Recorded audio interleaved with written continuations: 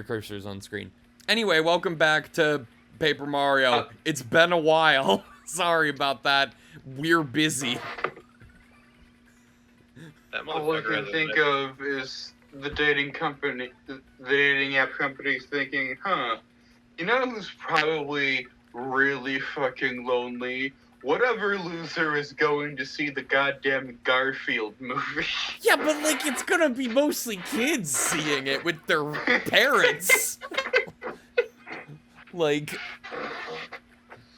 Gotta get all those single moms. Literally, the only reason I watched it is because, Stan put in a presidential mandate for Blake to watch it for Development: 3.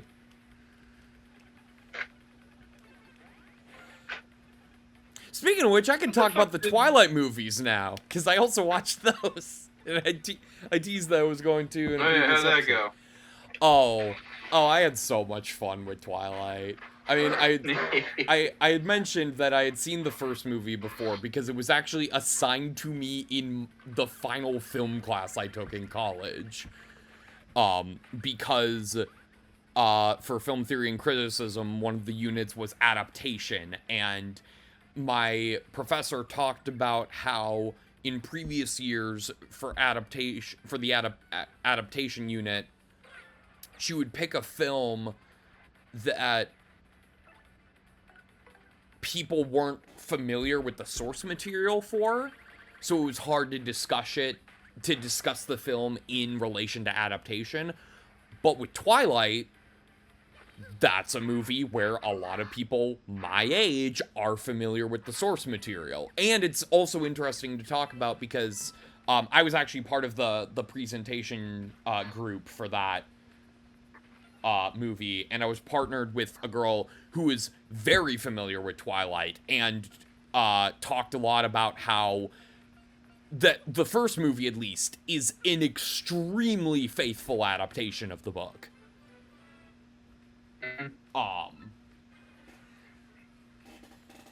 And yeah, it's obviously cheesy, but, like, I enjoy the cheesiness. That baseball scene is legitimately awesome. And, yeah, so the Twilight, first Twilight, fun. I don't care as much about, like, the evil vampire plot, but, you know, the romance is cute. New Moon, this franchise started to lose me a little bit. I mean, it still has a lot of cheesiness to it, but also it's kind of just a bad adaptation of Romeo and Juliet. Which is weird to do. Which is weird to do for the second installment in a franchise. But whatever.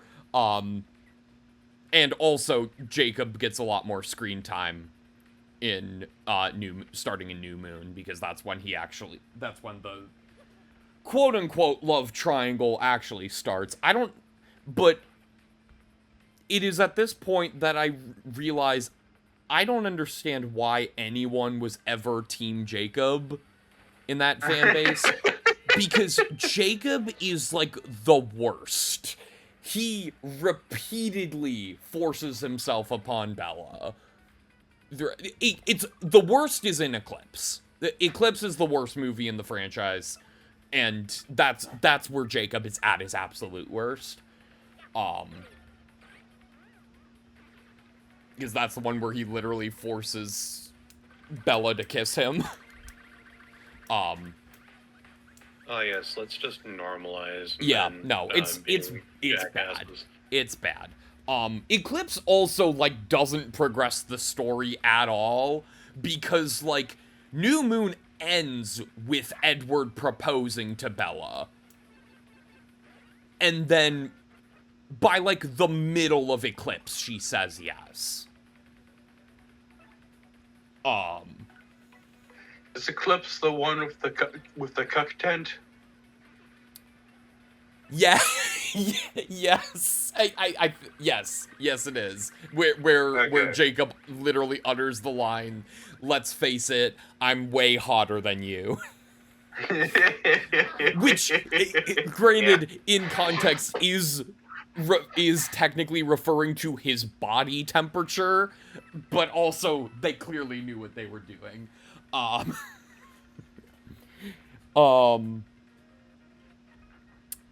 Breaking Dawn Part 1 is the best movie in the franchise. Also, I should mention with Eclipse, because I sent Jacob my Letterboxd review for it, which, you know, I always, whenever I log a film on Letterboxd, I always do I always stick to 10 words or less, like Jello Apocalypse does in his marathon reviews. Unless, of course, you're Venom: The Last Dance and I get a drink poured on me during the movie, then I write a longer thing. But, you know, that was a special circumstance. But for Twilight Eclipse, I wrote, they made a former Confederate more likable than Jacob. Because it is revealed as, like, they're training to fight, like, the evil vampires that have been pursuing Bella.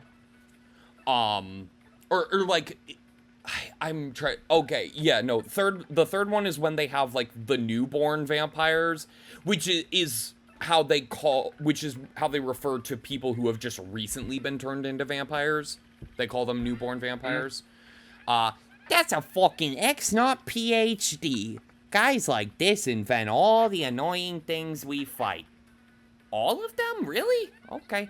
And max HP is 9, attack is 4, and defense is 0. Sorry. Only the annoying things, though. He likes to throw beakers of chemicals. The chemicals do all kinds of stuff, like making things huge or burning people. He may also use potions to heal himself or make himself impossible to hit. X-Naught PhDs are really annoying, so take them out before they boost themselves. I am so glad that I'm drinking for Noah's explanation here. So one of the guys Jasper, who is one of Edward's adoptive brothers, he is training people. He's training the other Cullen family members to fight the newborns. And so a very funny line out of context. Yeah, yes. And it is revealed, it's like, someone, I think Bella says something like, "Oh, how did you get so good at fighting?" He's like, I fought in the war, and it's specifically, I fought in the Civil War, and he's from the South.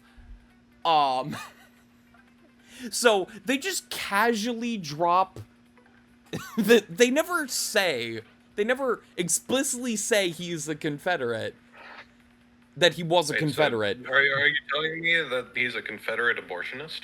But, like, you put 2 and 2 together, and it's like, they just casually insinuate that he was a former Confederate soldier, and it's never addressed again. And yet, that character is more likable than Jacob.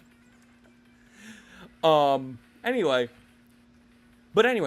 Breaking Dawn Part 1 literally begins with Jacob receiving an invitation to Bella and Edward's wedding, throwing it on the ground in the rain, angrily removing his shirt, transforming into a wolf, and then running into the forest. That is how that movie starts. And then they have like very normal reaction, yeah. Yeah. And then they have like a genuinely pretty sweet wedding scene. Like it's genuine. Like I actually genuinely enjoyed what they did with the wedding. It's very cute. And then they have their honeymoon and they fuck for finally. And then Bella gets pregnant. And the whole thing turns into... This is the point where you can kind of tell these books were written by a Mormon woman. Yeah.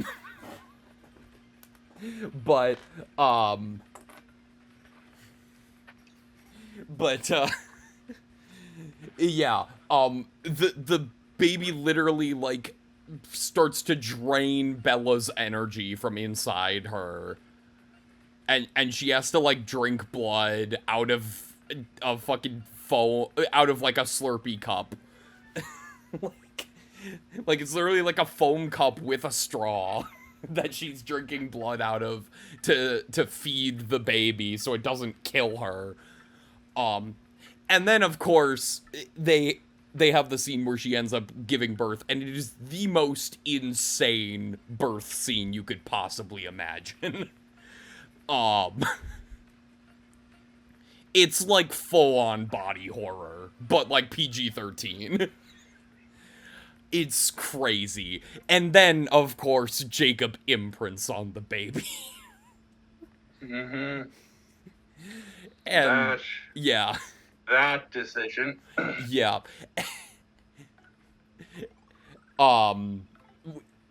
Which then in part 2, we get the amazing line of, you nicknamed my daughter after the Loch Ness Monster. Yeah, and then part 2 is mostly boring because now that we've wrapped up the romance story, it's time to wrap up the evil vampire story, which is the least interesting half of Twilight, plot-wise. It's still got some funny moments, but yeah, it's kind of boring. Although they literally have... this movie ends the exact same way Endgame does, with, like, the emotional credits music. It's actually the song 1,000 Years, which I forgot was written for Twilight. Where the heck are we? But, like, yeah, it's showing, like, all the actors from throughout the series. We're underneath Rogueport. The X-Nauts use that thing to come here from the moon. Oh. Well, time for side quests. No, just kidding. No, welcome to Earth, motherfucker. Yeah. Yeah, and it's really funny that they do that kind of credit style specifically with this series, because as I mentioned to Jacob, there is a point where one of the major villains gets recast, so both of her actresses are credited in the credits of this movie. Like, pretty close to each other, too. Like, in the order of credits. Also, Breaking Dawn Part 2, like, randomly has a bunch of, like, relatively big actors playing, like, other vampires that they recruit to fight the Volturi. Like, Rami Malek's in it. Lee Pace is in it. Like, the girl from Detroit Become Human is in it. Oh. Did I even get that? Get what? I guess not. I just killed something before I knew if I tattled it or not. Yeah. It's okay. With a lot of the X-Nauts, you'll be facing them a lot, so you'll have plenty of chances to tattle them. This is like the X of the X-Nauts. Yeah. I think you tattled one of those on, like, outside on the moon. Hopefully. Yeah. My hammer is pretty strong right now. It feels a little fast to introduce another one. Mm-hmm. I should probably get rid of Lucky Start because it's healing me and I don't want that. Plus sounds good. Yeah. All in all, I liked Twilight enough to get a piece of art related to Twilight from the convention I went to. It was from the actually, if you saw my post in the Discord about it, the art I had of the animated Hobbit film, where it's like it's drawn on like the pages of the book. I also got one of those of Twilight. So. Oh, I did have them. Because I think it was like two for a discount with that artist. So I was like, but yeah. The Twilight saga is definitely some of the most fun I've had with my viewings for inspiration for Development: 3.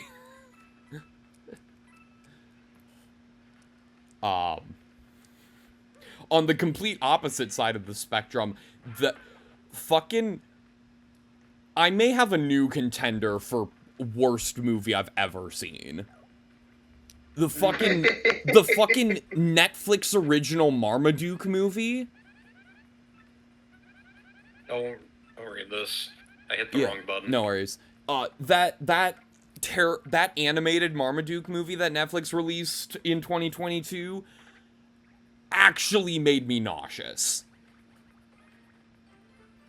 I didn't even know they released another Marmaduke movie. Yeah, I watched the live action one too, which in comparison is like fine. Like, it's not a great movie, obviously, but like I initially gave it like a 5 out of 10. After watching the Netflix one, I retroactively changed my rating of the live action one to a 6 out of 10. Because my apologies, I did not realize the depth of horrible this could have been. Yeah. Like, holy shit. That animated one is god-awful.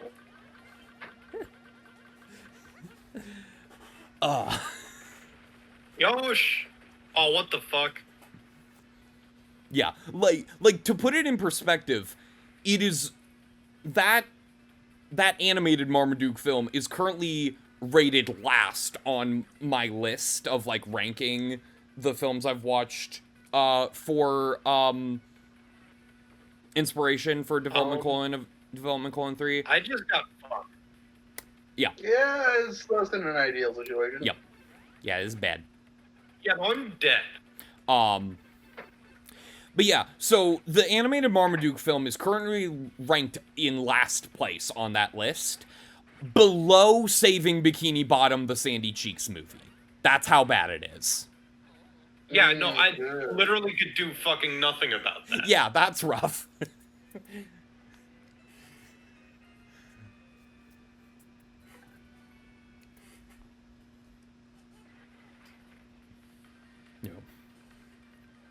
Okay, once more without using Stompede, I guess. Yep. On a more positive note, completely unrelated to Development: 3 stuff. I also got to see Wicked for Good last night, earlier than most people. How was that? Oh, it was great. I mean, obviously I loved the first one, and the second one was also great. Have you seen the stage version? I have not. Okay. I am planning. My hope is to see it when it comes to Minnesota next year. They're touring it right now. Why really said attack all of those on stage? Why didn't? It's foggy. Attacks can miss. Yep. Yeah. So I'm hoping to see the stage version next year. Because it comes to Minnesota next year. And from my understanding, whereas the first movie very much was just kind of Act 1, but kind of expanding upon what was already there.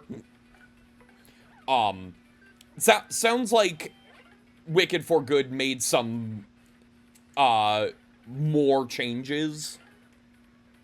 Okay, 'cause I was wondering about that because the YouTuber Dominic Noble, there's a bunch of reviews about how well movies adapt their source material, and he did a he did like 3 videos covering Wicked as a concept. I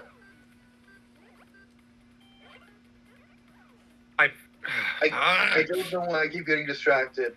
Yeah. By the attacks missing. It's annoying is what it is. Yeah.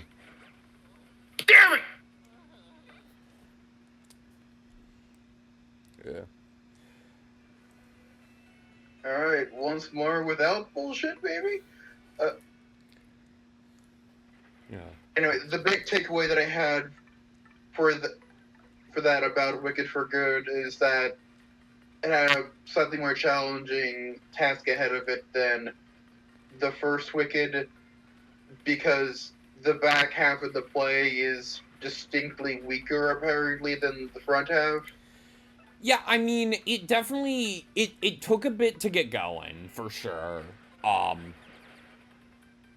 But I think a lot of that comes from the fact that, like, Act 1, and by extension, the first movie, is more, upbeat and lively, and that's where a lot of the big showstoppers are.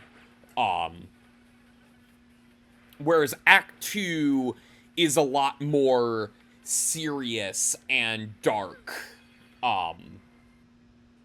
and more adult in a way. Not that it's, like, not friendly for kids. Although I will say, as opposed to Wicked, the book, which is not friendly for kids. Yeah, there is a particular scene in Wicked for Good that I might go as far as to say it might be the sexiest scene I've seen in a PG-rated movie.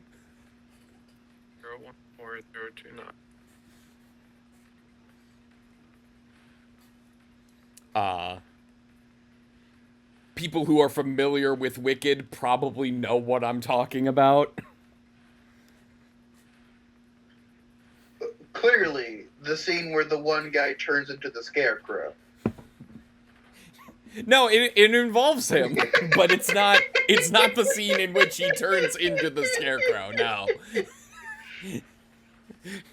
When did we start talking about Batman? We haven't. Shut up. Anyway. But yeah. Okay, so the scene where the other guy turns into the Tin Man, then. No. I don't know why the only scenes I can think of from the second half of Wicked are the ones where someone turns into classic Wizard of Oz character, or the scene where Elphaba pretends to melt. Yeah. That's an Hitch-X. A fucking Hitch-X, in fact. I hear this is read as Cross-X, not as Hitch-X. I'm gonna say Hitch-X anyway, because it's more fun to say. Anyway, this is a new Hitch designed to protect extra important areas. They were designed to be unbeatable. They're not. Max HP is 10, attack is 3, and defense is 1. Sometimes it's the simple jokes that work the best. Yes. It can produce 2 mini Hitch-X's at once. Now I understand why they say Cross-X. And it has an excellent success rate of immobilizing opponents. We gotta do something about that if we're gonna win. Yeah. Alternatively, we continue the current working strategy of just beat the shit out of it. Mm-hmm. Yeah.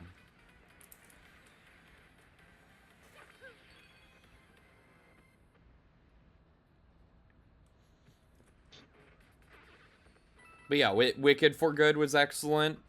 I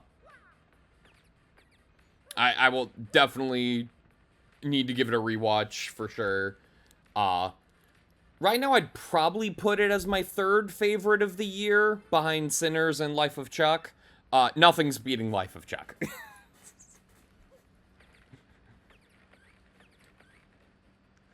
Like, not even, like, I can guarantee not even Wake Up Dead Man will beat Life of Chuck for me.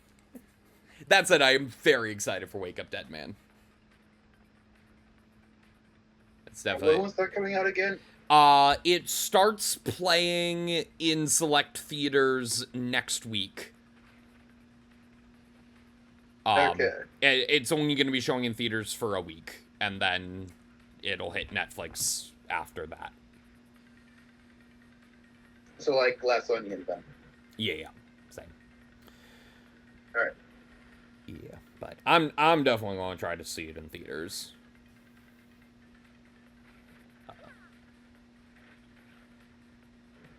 If you want to see it with me, we can talk about that later.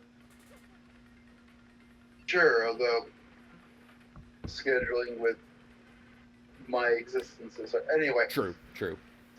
That's an off-video conversation. Yeah. I say, as if I have other topic. I mean, I have so many other terrible movies I could talk about if we need to fill. Oh no, actually, another good movie to talk about. Another early screening I went to, a real early screening for this one, because this one doesn't get its wide release until next week, until Thanksgiving weekend. Go see Eternity. That movie's also really good. Really unique. What's that about? It is about people who have recently died. It's essentially there is essentially like this place where they go to wait before they choose where they're going to spend their eternity, and there's like a bunch of different options they have for where to spend their eternity.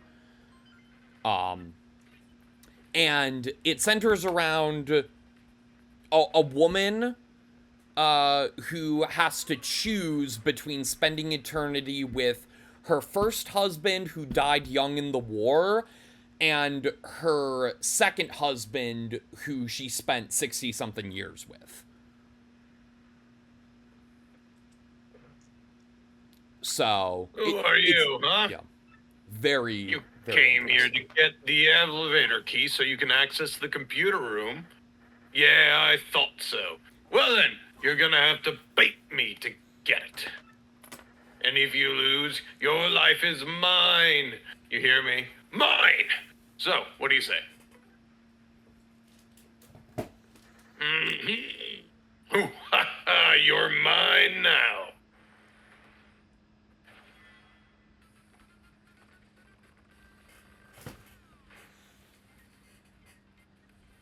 Alright. Now for the second And quiz. here we go, folks. The main event. The 66th trivia quiz off. Yay! If you get 5 correct answers to the following questions, then you win. But if you get just 3 wrong answers, you're toast. You don't want to be toast, folks. Well then, what are we waiting for, huh? Here we go. Question number 1. Exactly what's it in here?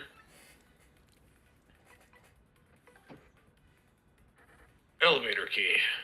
I feel like I mentioned this the About first that. time there was the quiz segment, but Inexplicable Game Show is definitely one of my favorite running bits in the Paper Mario series. Yeah. Yeah, you're correct. Crud. But that was an easy one. You won't do so well on the next one. I guarantee that. Here we go, sucker. Crud, Now, I can't... question number 2. Crud. What's the name of the girl in Petalburg who's waiting patiently for Coop's return? Crud, I can't believe this guy made a reference to the 2008 film The Nutty Professor, starring Drake Bill and Jerry Lewis reprising his role from the original. Yeah, you're correct. Crud. But that was an easy one. You won't do so well with the next one. I guarantee that. Here we go, sucker. Now, question 3. Goomba, Lava Bubble, Buzzy Beetle, and Boo. How many feet do they all have? Total. 2040. 6 feet. D feet.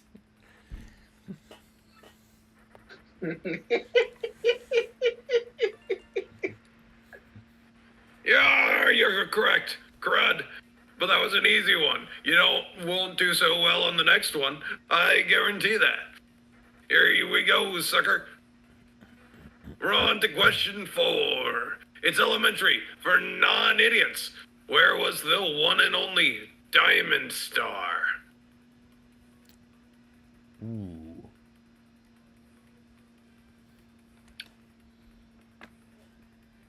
Okay, so which one wasn't colored?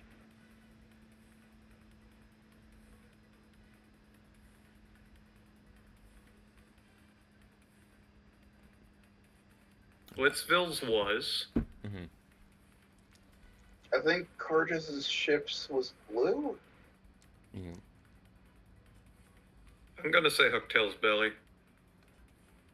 That feels right. It is correct. I looked it up. All right. Don't just do that. No. If I get a question wrong, I get it wrong. You selected it all. I waited until you selected it. Oh, see, he's calling you a jerk. You've already gotten 4 correct? You're kidding me. Well, fine. I'm gonna toss an extra hard one your way. You happy now, sucker? And now, question 5. What was the name of the very first champion of the Glisbus? Prince Mush.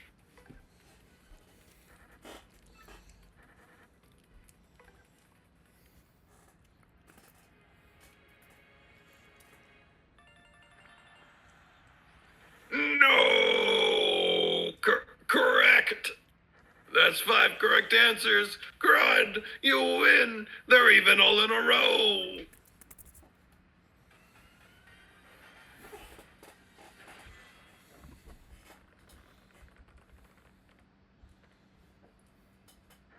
I'm so mad right now I can hardly see straight. I lose.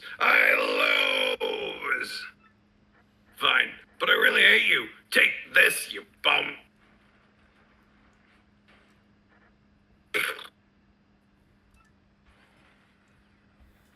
Okie dokie.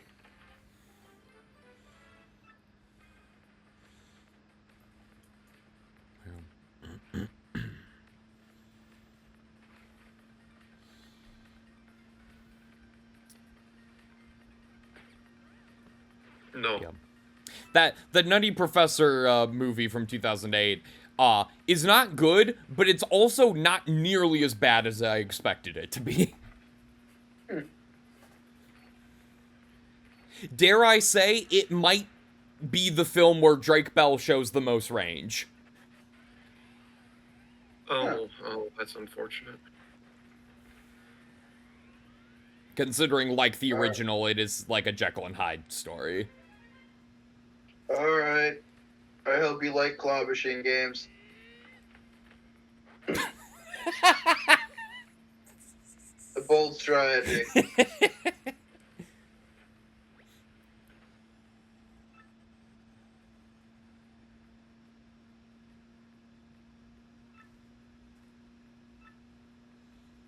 Boop boop boop ba doop boop ba doop boop boop boop ba doop boop ba doop boop ba doop ba doop ba doop ba doop ba doop ba doop ba doop ba doop ba doop ba doop ba doop ba doop. Finished. Oh, never mind. It's not finished. Damn it. All I can think of is the Game Grumps. One from, I forget which Mario Party, but There. Classic claw machines. Slipping through the cracks. with one of the claw machine mini games, where at the end, Dad just goes, "Fuck you, Dad." Classic Game Grumps. I mentioned this to Noah over text, but I've been watching. So I've gone back to watch the Grumps do the second Ace Attorney game, because I stopped watching that for some reason during the second case, the the circus case. God, that kills me. They are instantly so done with every character in that case, and it's really fucking funny. The sheer contempt Dan has for everything is great. I also think I might be the only person in the world who was like neutral on that case when they played it, apparently. Yeah, everything I've heard, everyone I've heard talk about Ace Attorney fucking hates that case.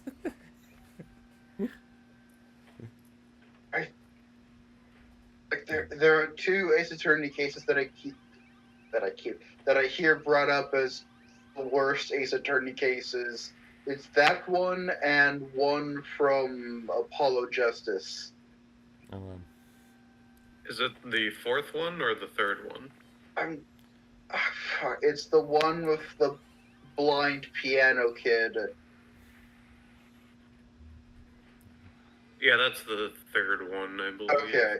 I couldn't remember which The one that fourth was numerically. one, I was gonna be surprised if it was the fourth one because that was the finale case. The finale cases are usually pretty well liked.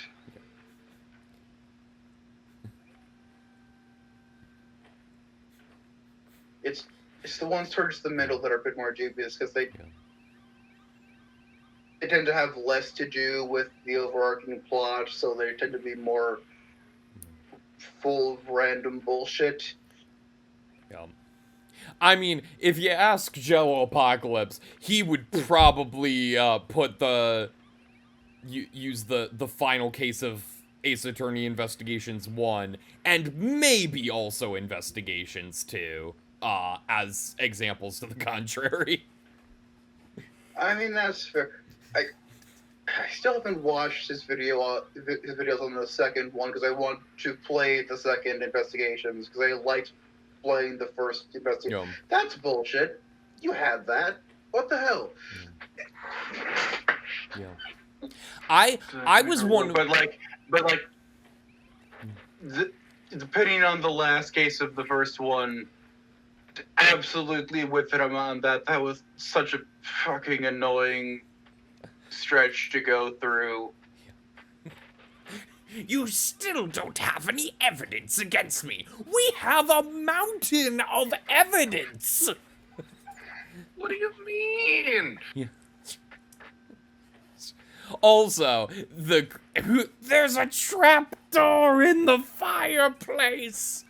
I quote that like almost any time a fireplace is mentioned. I love that bit so much. I don't think any reasonable person would notice this, but why would they do this? Do what? You know, for fun. No, like, I'm fine with there being a claw machine, but why do they fall off-center in the exact placement that they were on the claw machine? You know, for fun. They knew it being slightly off-center would annoy you specifically. God, don't call your badge the feeling fine P badge.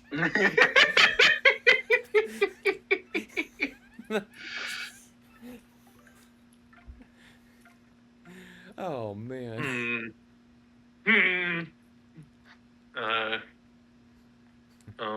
Don't need FP plus. But yeah. I can't decide whether or not I'd want them to just, if they picked up another Ace Attorney game, to continue directly on to the third one, or play the Great Ace Attorney. Because on one hand, they're both good, and on the other hand, there is a character in the Greatest Attorney that Aaron would absolutely fucking fixate on. Is it Sherlock? No, not Sherlock. It's the witch lady. Oh god, I don't remember. I only watched the first Great Ace Attorney. Yeah, so they need to play Tyrion Cuthbert instead. I do not remember a witch lady. Is she in the second game of that? I believe she's in the second one. Okay. Yeah. She runs the in-universe version of Madame Two Swords. I honestly assumed when you said a character Aaron would fixate on, I thought you meant the Irishman.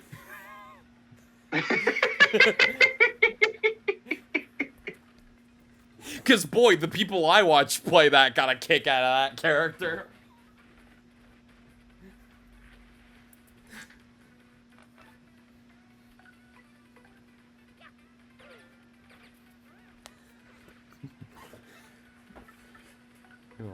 No, fuck. Damn it.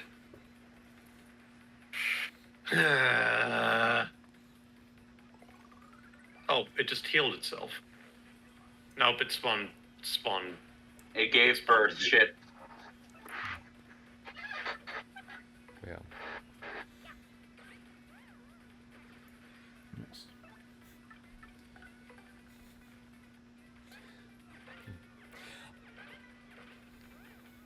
Jacob, I feel like you'll find this interesting. Another one of the films that Stan requested I watch is the animated Wizard of Oz sequel that was an embezzlement scheme. Are you familiar with this? Gotta support the brand. I may have seen it. Yeah, Legends of Oz, Dorothy's Return. Support the brand, Jacob. Jacob! Support the brand. Yes. Support the brand. Thank you. Sorry, what did you say now? Legends of Oz, Dorothy's Return came out in 2013. Dorothy gets pulled back to Oz to help Scarecrow, Tin Man, and Lion fight against the Wicked Witch's brother, who is a jester. She ends up befriending an owl, a Marshmallow Man soldier, and a China doll.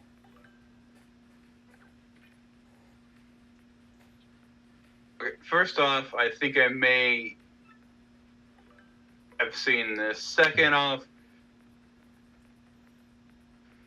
my mind immediately jumps to Oz the Great and Powerful, with the China doll mention. That must be something from the books. I would assume if two things randomly happen, because it's very specific. That said, although it would be really funny. That said, there is if Oz the Great and Powerful went out of its way to reference the embezzlement scheme movie. Well, I think Oz the Great and Powerful came out the year before, actually. Or no, they came out the same year. That's really funny. Terrible minds think alike. Yes, that's really funny, actually. But no, yeah. After the movie was released, like a bunch of the people who gave them money for it, like, sued because they allegedly, like, here. Let me pull up the actual thing. On August 16th, 2019, so 6 years after this film came out, a civil case was heard in the U.S. District Court of California claiming that the Carrolls and Greg Centineo, remember that name, scammed at least 1,800 different investors in order to finance the movie. Per documents, they raised well over $122 million, despite only using $70 million. Allegedly, some of the funds were used to promote the acting career of Centineo's son, Noah. Of shitty Netflix movie, Ken in the upcoming Street Fighter movie, and Rambo in the upcoming Rambo prequel fame. What the fuck? No!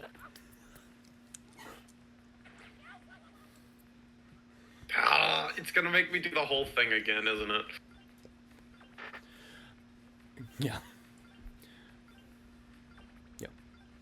Obviously, that movie, pretty bad. I did like Marshall Mallow, the Marshmallow Soldier character, who's voiced by the guy who played the protagonist of Hannibal. And it seems like most people on Letterboxd agree he is the best part of the movie. That movie also has has an extremely stacked cast, most of whom are not necessarily fit for their roles.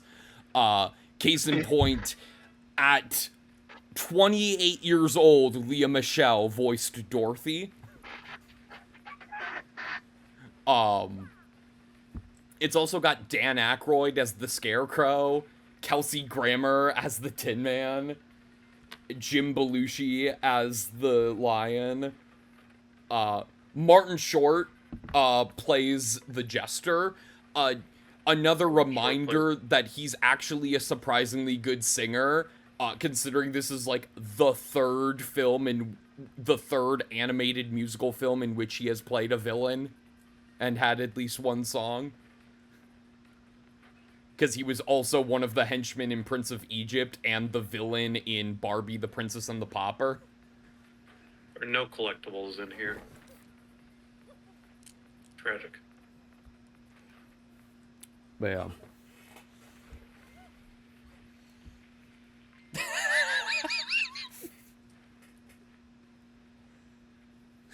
Alright, which X-Nut is it going to be?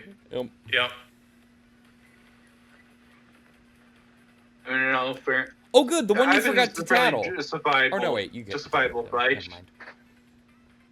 I mean, if you walked in on me while I was in the shower, I'd probably try to murder you. No, why are you showering with your clothes on? Wait. Well, he could have just put them back on during the pause. I don't think that's how that works. No, to quote Which suggests that the stunned faces that the characters had were witnessing what an X-Nut looks like underneath their clothing. To quote the Jello Apocalypse Price is Right video, That's not a coat. That's his skin.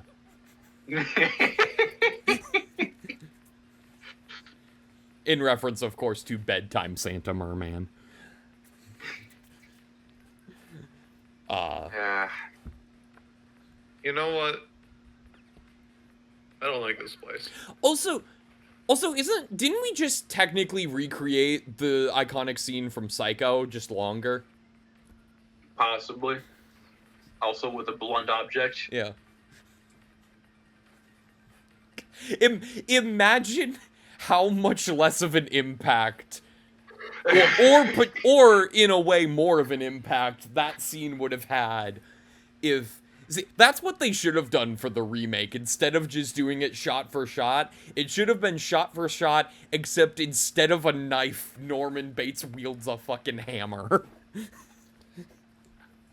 Now, better, to be accurate to that version of the scene, Norman Bates wields a giant novelty squeaky hammer. Yeah, exactly. He still stabs with it. The scene It takes 10 minutes just to beat the actress to death. It squeaks to the tune of the iconic Psycho theme.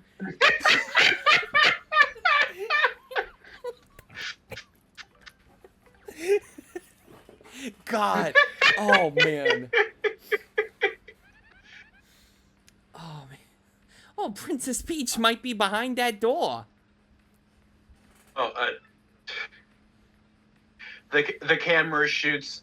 The camera fixates on the drain at the same time in the original scene, but it fixates on that for like 6 minutes while It's still going. while he gets beaten to death with the hammer in the background slowly. Damn.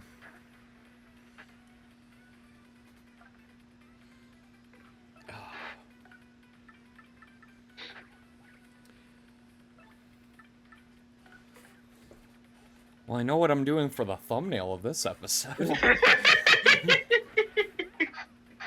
Next time